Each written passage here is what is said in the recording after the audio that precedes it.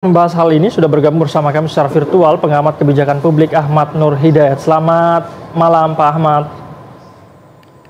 Selamat malam.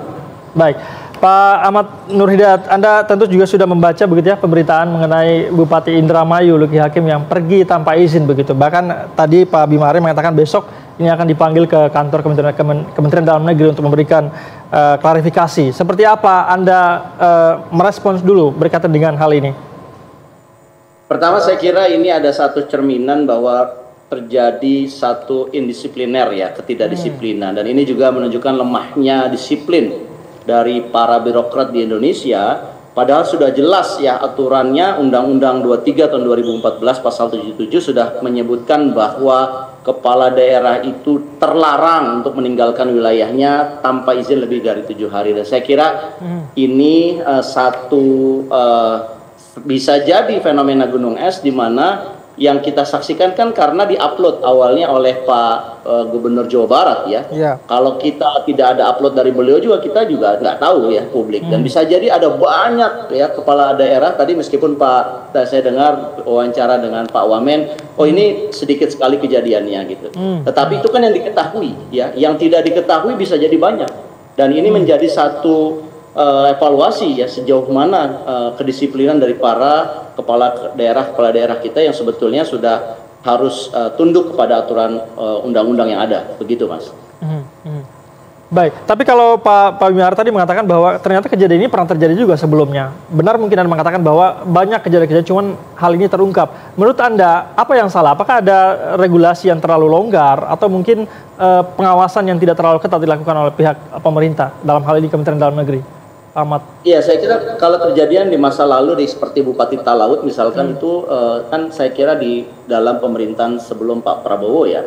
Kalau di dalam pemerintahan Pak Prabowo ini kan menarik karena ada diawali dengan retreat ya, setelah kita mendengarkan sumpah dan pelantikan ada retreat yang dilakukan bersama-sama dan itu berargumentasi harus dilakukan meskipun beranggaran besar, harus harus di satu tempat di Magelang dan sejumlah argumentasi lainnya. Dan kan publik ingin melihat bahwa setelah retreat itu kan ada satu kedisiplinan, ada satu harmonisasi ya dari kepala daerah yang katanya beragam dan berbagai partai itu, berbagai background itu punya satu aturan main yang sama. Tapi kan kenyataannya retreat sudah dilakukan ya, konsolidasi antar kepala daerah seluruh Indonesia sudah dilakukan, tapi ternyata masih saja kejadian hal seperti ini terjadi.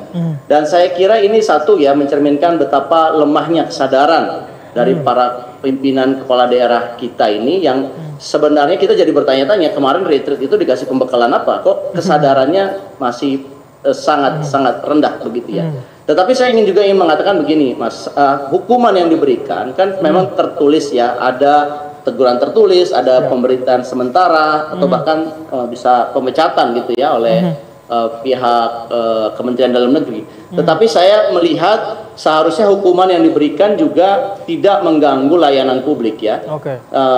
Jadi hukumannya harusnya bersifat individu ya. Misalkan dia dipecat, misalkan diberhentikan sementara 3 bulan. Nah, sebenarnya pemerintahan 3 bulan itu bisa saja mengganggu kepentingan publik ya, karena bisa jadi tidak sinkron ya antara dipimpin oleh kepala daerahnya langsung atau dipimpin oleh PLT ataupun wakil kepala daerahnya. Itu merugikan publik. Tetapi menurut saya bisa saja hukumannya adalah dia diberikan satu sanksi yang sifatnya individu ya, misalkan dia bekerja tetapi dia tidak digaji untuk beberapa bulan, misalkan tidak mendapatkan fasilitas negara tapi dia harus bekerja tetap untuk masyarakat. Dan saya kira hukuman yang sebetulnya mendidik ini akan membuat bahwa layanan publik tidak terganggu begitu. Yang berikutnya saya kira Mas, saya ingin sampaikan bahwa ini harus diberikan satu hukuman yang transparan dan tegas. Agar semua kepala daerah seluruh Indonesia yang mencoba-coba ingin bermain-main, mungkin karena dia satu partai dengan partainya Pak Prabowo atau partai pendukungnya Pak Prabowo, merasa ini kan kita bisa lah tanda kutip ya menggunakan kedekatan-kedekatan tertentu gitu. Nah saya kira ini tidak boleh terjadi, makanya harus diberikan satu bentuk hukuman jera yang transparan supaya tidak terjadi lagi di masa depan. Begitu.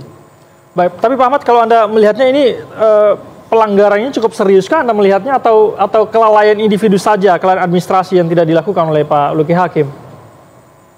Ya kalau melihat tadi backgroundnya bahwa ini adalah hari libur ya, saya kira kalau dikatakan ini adalah hukuman yang fatal, menurut saya tidak juga ya, karena sebetulnya ya adalah rasa kemanusiaan juga. Tetapi kalau melihat aturannya bahwa seorang kepala daerah ini kan melekat ya, pakaiannya melekat, fasilitasnya melekat ya, ajudannya juga melekat. Jadi dia tidak bisa terpisah dari tugasnya sebagai kepala daerah, di mana ada uang negara di situ, ada uang masyarakat di situ yang harusnya dia jaga betul. Nah, saya kira ini adalah salah satu bentuk menurut saya kayak kelalaian ya, atau ketidaksadaran ya, adanya perbedaan mindset gitu. Dikira bahwa karena menjelang hari libur, apalagi hari libur Lebaran, dia bisa melakukan liburan semaunya dia, ya tanda kutip, juga menggunakan fasilitas negara. Nah, saya kira tidak hanya terkait izin ya, yang harusnya diproses oleh Kementerian Dalam Negeri, juga terkait adakah fasilitas negara juga yang digunakan oleh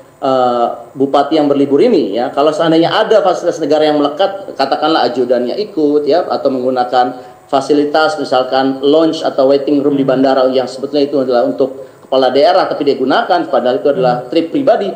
Nah, ini bisa masuk pada ranah korupsi, Mas. Jadi saya kira kalau kita ingin memberikan satu kejeraan ya, efek jera kepada para kepala daerah yang memimpin, kita harusnya menggunakan satu ranah, satu aturan hukum yang jelas tanpa tebang pilih, sehingga ini menjadi istilahnya contoh yang baik bahwa jangan ada kepala daerah yang bermain-main seperti ini, ya pergi meninggalkan tugasnya, wilayahnya hanya untuk kepentingan pribadi, begitu.